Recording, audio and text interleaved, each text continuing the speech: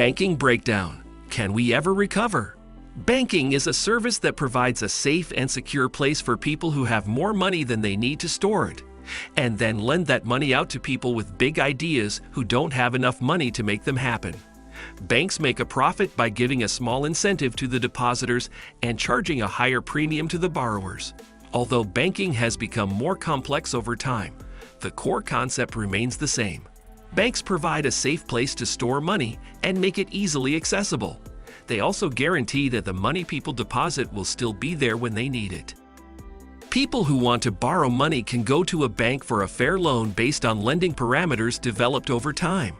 We may not like credit scores and employment checks, but they are part of why many people are paying low interest rates on their mortgages. Banks have become experts at reducing risk by making everything as uniform as possible, so much so that even home loans, which are normally considered very personalized, can be bought and sold like commodities. Securitization was the cause of the global financial crisis, but that is not why modern banking is broken. Today, banking is becoming so consolidated that it is no longer able to perform its role as a financial go-between.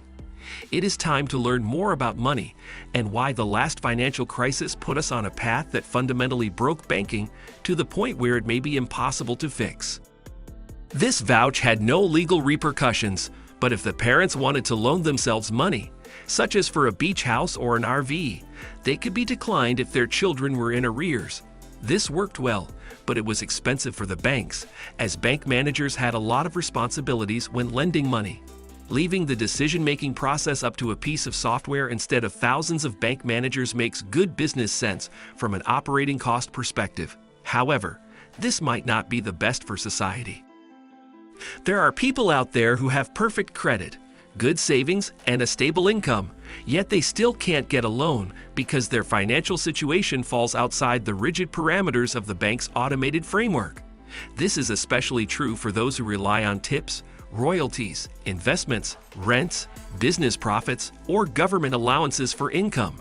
This is known as supplementary income, and it is not particularly popular among big banks because it requires critical thinking beyond the scope of what this automated process will allow. Ironically, many of these incomes can actually be more secure and consistent than a salary, but because a computer cannot understand this, it has to either be optimistic or pessimistic. Before the 1990s, bank managers were held in high regard, similar to judges or doctors, and were paid well. However, this system caused scalability issues for banks that wanted to expand into new cities, as they would not have the necessary information about local customers. People with bad financial conduct could take out loans from new banks and then default on them, resulting in the bank losing money. In 1989, computers and credit scores became widely adopted, replacing the need for banks to build relationships with customers. Today, a bank manager only needs to know a customer's credit score to understand their financial standing. Credit scores have their own issues, but they are here to stay as they are too easy and profitable for banks to ignore. Banks are now able to use data to make financial decisions more easily, thanks to computers and global communication. When you apply for a home loan, you can do it online, at a bank branch, or through a mortgage broker. When you apply, you'll fill out a lot of information, which is turned into data and sent to an assessment office. People entering data into a computer will be told to be very conservative when reporting income. For example, if someone made $50,000 in 2019 and then $500,000 in 2020 from their business, the bank may only use the $50,000 figure. Major banks may not accept these types of incomes, so people have to go to lenders with less restrictive standards but higher interest rates. These loan products used to be called subprime, but now they are called non-prime or non-conforming. People in this situation are often in better financial positions than a regular salaryman. However, this can force people to get a regular job instead of building out their business. It is difficult to be in a financially secure position without owning a home, and it is possible to be financially secure while renting, but it is much harder. Owning a home is the best way to mitigate risk when starting a business. According to a 2020 survey, the median net worth of a household that owns the home they live in is $255,000. while the median net worth of a household that rents is only $6,300. Many promising individuals are pushed into the regular workforce because they don't want to miss out on the opportunity to own their own home. Unfortunately, those who choose to start their own business have to face some bad news.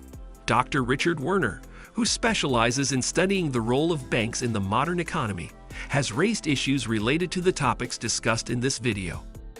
His biggest warning over the past 20 years is that large consolidated banks are increasingly unwilling to lend to businesses. Business lending is more complicated than consumer and residential lending. If a mortgage goes into default, the bank can still sell the property to recover some or all of their losses. But if a business does not do well, the bank will likely never see that money again. Banks need to assess the health of a business in order to mitigate their risk, which is costly and time-consuming. As a result, some banks are unwilling to give loans to smaller businesses, and those that do will charge high interest rates to make up for the costs. Small businesses are essential to the overall health of the economy, but access to loans has become much more difficult since banks have become large and standardized processes have been implemented. A graph shows that non-mortgage lending has stagnated since the 1990s, with credit cards, car loans, and personal loans becoming more popular. Big banks tend to favor products that are generic, uniform, and easy to replicate, so it is more difficult for small businesses to find the funding they need. Unfortunately, it is next to impossible to get into retail banking, and even if a small bank is successful, it will likely get acquired by a larger bank. Breaking up banks is also extremely difficult as most average consumers prefer large banks that offer better products, services, and accessibility.